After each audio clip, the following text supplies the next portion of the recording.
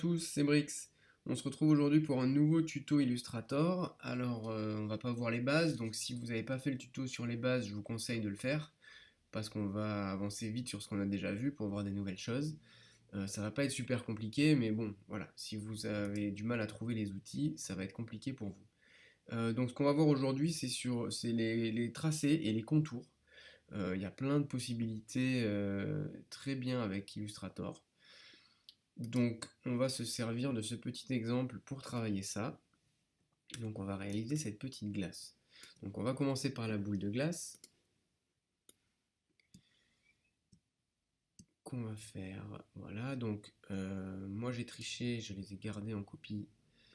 Je vous laisse les faire.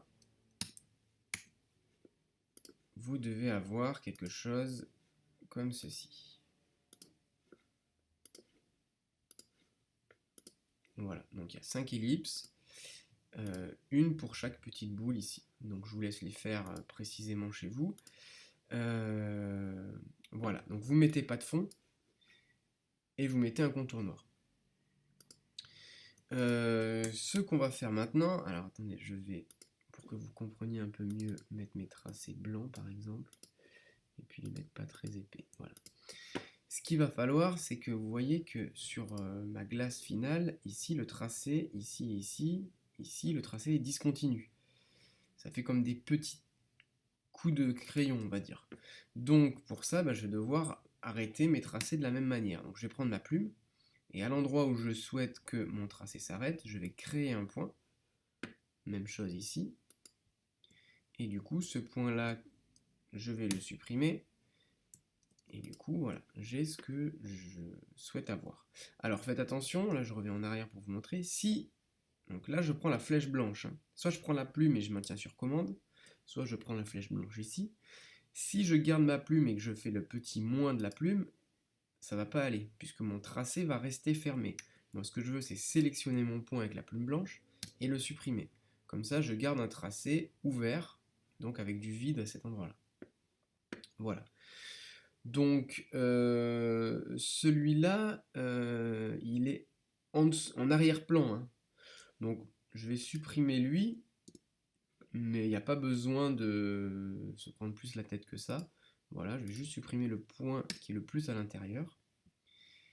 Pour celui-là, voilà, j'ai un point qui est ici, donc je peux supprimer juste celui-là même, je pense. Même chose ici. Voilà, je suis pas très bien calé. Hein.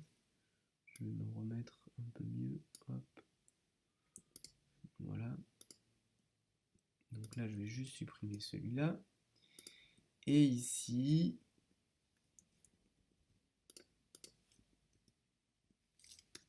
je crée un point ici et là.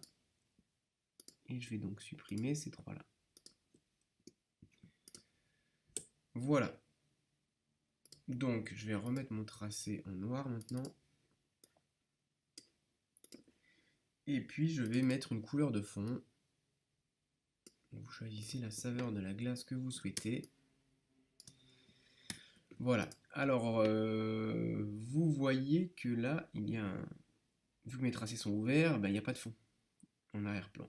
Donc c'est pas très compliqué. Ce que je vais faire, c'est créer un rectangle de la couleur de ma glace, sans contour, à cet endroit-là. Hop. Pas de contour. Et totalement en arrière-plan. Voilà. Alors ensuite, ce tracé-là, par contre, hein, réorganisez bien vos calques, puisque ce tracé-là doit être en premier plan, ensuite cela, et puis lui aussi, il est tout à fait au-dessus des autres. Voilà. Alors là, vous voyez que en fait, ça déborde, donc je vais faire comme tout à l'heure, hein, je vais créer un point ici, je supprime celui-là. Voilà.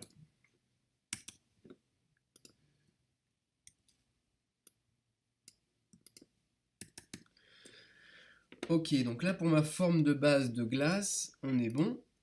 Ce qui va pas, c'est que vous voyez qu'en fait j'ai comme des pleins et des déliés là. C'est comme si j'avais un feutre avec une pointe fine et puis ça s'épaissit quand j'appuie et puis là comme je relâche la pression, ça devient fin. Donc moi c'est ça que je veux faire. Donc, pour ça, on va prendre un petit exemple ici. Il existe des formes qui sont déjà faites.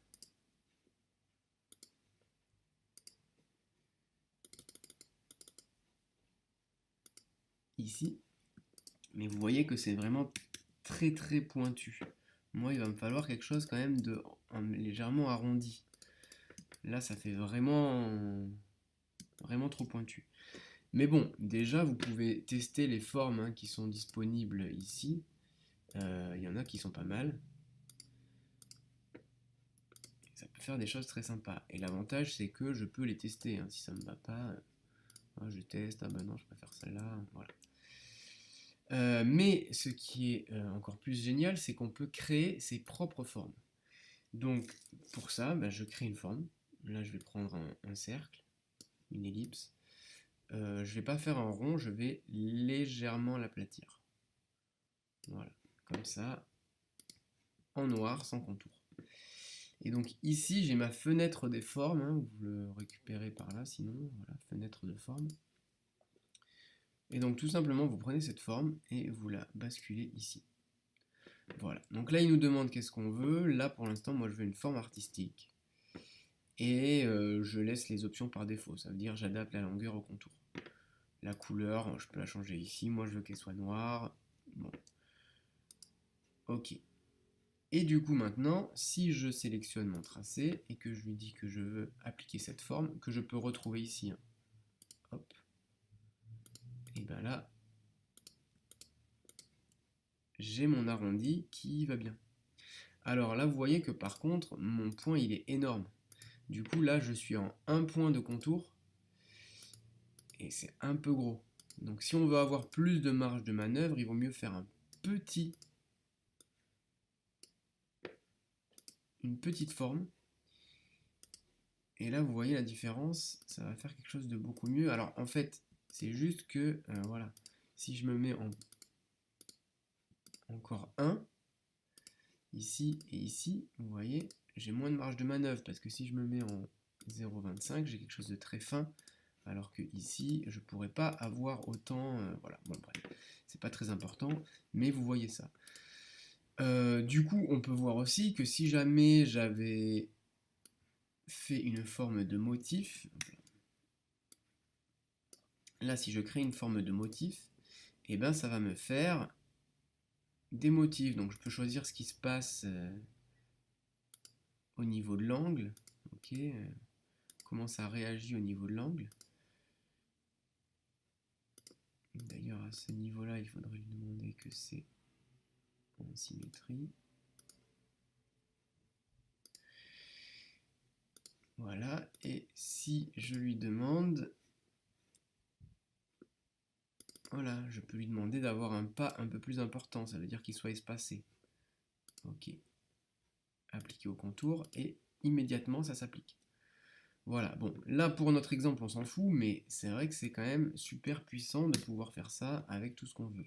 Donc là ce qu'on veut c'est ça, c'est récupérer avec ce tracé là.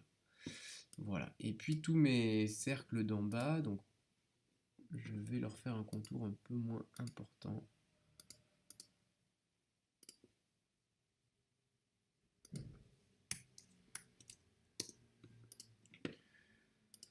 Voilà, donc là on a notre glace. Alors la suite c'est vraiment très simple, Maintenant qu'on a fait ça, on a fait le plus compliqué sur ça, j'ai envie de dire. Il reste les petits yeux à faire. Donc ça, on fait une ellipse. Donc bon, on peut faire un nouveau calque, ça c'est comme vous voulez. Comme ça, voilà, je fais mon ellipse ici. Hop. Pour la bouche, je peux faire une ellipse. Et puis comme on a vu, supprimer ce point-là. Garder simplement le contour.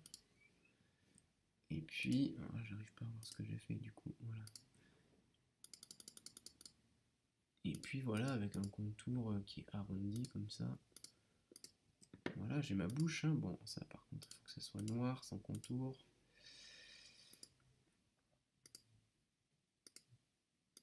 Donc voilà, hein, là il n'y a vraiment rien que vous ne sachiez pas faire, je pense, si vous avez suivi le précédent tuto. Euh, Qu'est-ce qui peut poser problème? Ici les petites ombres, alors on va voir ça rapidement.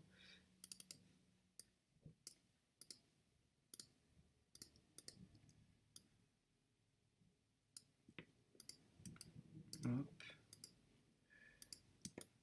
Voilà, vous voyez que là, hein, c'est réglé déjà. Hop.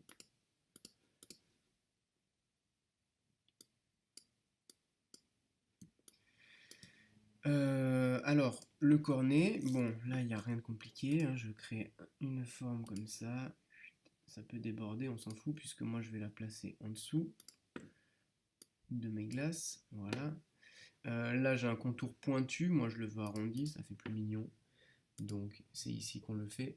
Moi, je veux un sommet arrondi, voilà, sommet arrondi. Et puis donc là, je vais créer mes petites rainures de cornet. Donc un truc pas trop gros. Bon, je vous le fais vraiment vite fait, hein. Hop.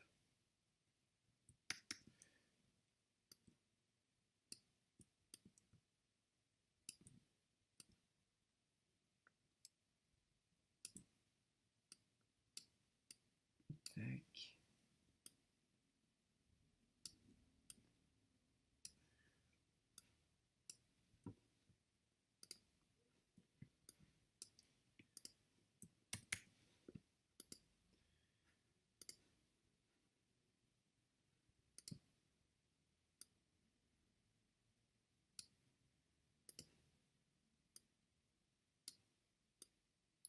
Bon voilà, c'est juste pour vous montrer. Alors, on avait vu la dernière fois les masques d'écrêtage, et ben là c'est ça que je vais faire, hein. J'ai pas envie de revenir dire m'appliquer à ce que mes traits ne dépassent pas, alors qu'il y a des façons plus simples de faire. Donc tous mes traits là, je peux en faire un groupe. Alors je fais gaffe de ne pas prendre des éléments que je ne souhaite pas dedans. Donc là, vous voyez, par exemple, si je verrouille mes calques d'avant, déjà, ça me fait gagner du temps. Donc là, je prends tous mes éléments, sauf ce triangle, je vais en faire un groupe, et puis je vais dupliquer ce tracé.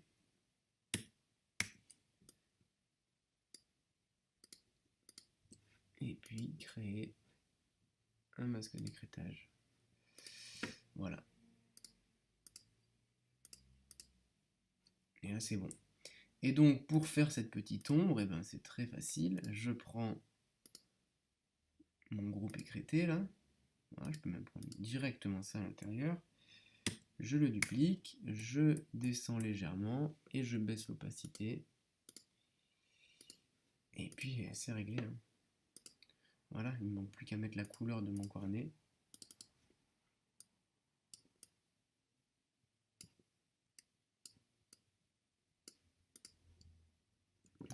Un peu dégueulasse cette couleur, elle donne pas très envie. Voilà, ça c'est mieux. Voilà, donc il y a aussi une petite ombre ici, ça je vous la laisserai faire, on verra si vous êtes bon. Comme d'habitude, hein, n'hésitez pas si vous avez besoin d'explications, de conseils, etc. S'il y a des choses sur lesquelles je suis allé un peu rapide, vous posez les questions et puis voilà, s'il y a des sujets que vous voulez aborder aussi, des choses que vous aimeriez bien faire mais que vous ne savez pas comment, n'hésitez pas, soit je vous réponds dans le topic, soit je créerai éventuellement un tuto pour répondre à vos problèmes. J'espère que ça vous aura intéressé et que ça va pas vous rendre fou, que vous allez réussir à y arriver. Et puis je vous dis à très bientôt. N'hésitez pas à suivre la chaîne parce qu'il y a plein de tutos qui arrivent très prochainement. A très bientôt tout le monde, bye.